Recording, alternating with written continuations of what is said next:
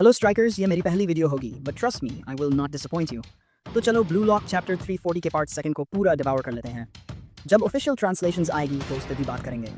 तो last chapter में हमने देखा था अब बॉल बारू के पास थी। चैप्टर के स्टार्टिंग में बैरू एफर्टलेसली 2 डिफेंडर्स को क्रॉस करके गोल की तरफ बढ़ रहा था। उससे ईसागी ने जो रॉयल रोड बनाया था उसे डिवावर करना था। वो बॉल शूट करने वाला था पर ह्यूगो बीच में आकर उससे बॉल स्टील कर लेता है और बोलता है इनकी प्राइमरी ऑफेंसिव फॉर्मेशन का रास्ते सेंटर। बट असल में इसागी योइची और कुछ प्लेयर्स जो उसके साथ लिंक अप प्ले अच्छे से बना सकते हैं वो सब संभाल रहे हैं। इनकी ऑफेंसिव पावर सॉलिड है ना।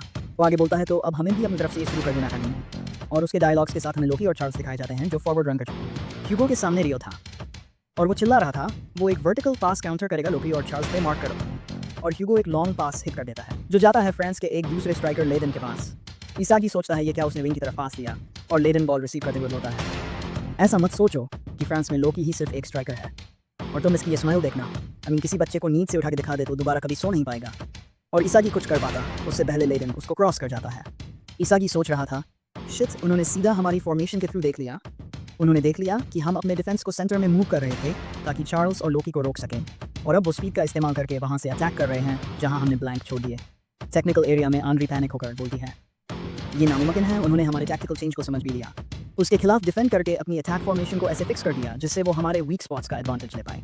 और ह्यूगो बोलता है अगर ब्लू लॉक एक अल्ट्रा ऑफेंसिव स्टाइल चाहता है और उसकी बात ईगो खत्म करता है ये बोल के तो शायद ओपोनेंट्स भी अल्ट्रा ऑफेंसिव स्टाइल चूज करेंगे। और भाई ये नेक्स्ट पेज पर हमें क्या आग लगने वाला जब उसका फ्रांस एक साइबोर्ग की तरह versus blue lock Japan as beast जिसमें क्रो और लायन दिखाए गए हैं। ह्यूगो बोलता है कि लगता है तुम हमसे हेड ऑन भिड़ना चाहते हो। एनरी अमेज्ड होकर देती है अमेजिंग। तो ये है वर्ल्ड्स नंबर 1 फ्रांस। और फ्रांस का कोच बोलता है जाओ उन पे हमला करो।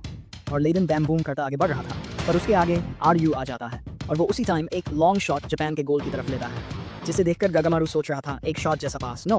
वो कंटिन्यू करता है बॉल इस ट्रेजेक्टरी से आ रही है कि अगर मैं गोल से बाहर आकर उसे क्लियर ना करूं तो वो गोल में जाएगी। बट वो देखकर शॉक हो जाता है कि वहाँ लोकी आ गया था जो कंफर्म गोल कर देगा।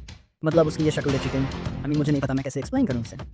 गागामारू शॉक ही था पर लोकी कुछ करता उससे पहले वहाँ पर कुनिगामी एंट्री मारता है। कुनिगामी एक हेडर के साथ बॉल को क्लियर कर देता है और वो बोलता है अगर हेड ऑन ही गिरना है तो मुझे भी फाइट का पार्ट समझ लेना। यार कुनिगामी ने दिखा दिया कि हीरो की एंट्री भले ही लेट हो पर उसका इम्पैक्ट हमेशा तबाही वाला होता है। और फिर चैप्टर खत्म होता है ऑथर डेज कोट से हीरो हमेशा लेट आता है it's time for blue lock Japan's counter attack. अब आप लोगों को चैप्टर कैसा लगा और अगर कोई मिस्टेक हो तो प्लीज़ कमेंट बॉक्स में ज़रूर बताना। और मैं एक सीरीज़ लाने वाला हूँ जिसमें मैं ब्लू लॉक एनिमे पूरा एक्सप्लेन करूँगा सीजन 3 के रिलीज होने से पहले। So please stay tuned and subscribe करो if you also want to conquer reality with me. और वो बेल आइकन को फुटबॉल समझ के लात मत मारना। तुम्हारी एक्स का गला है सोचकर हाथों से दबा देना। Lock on.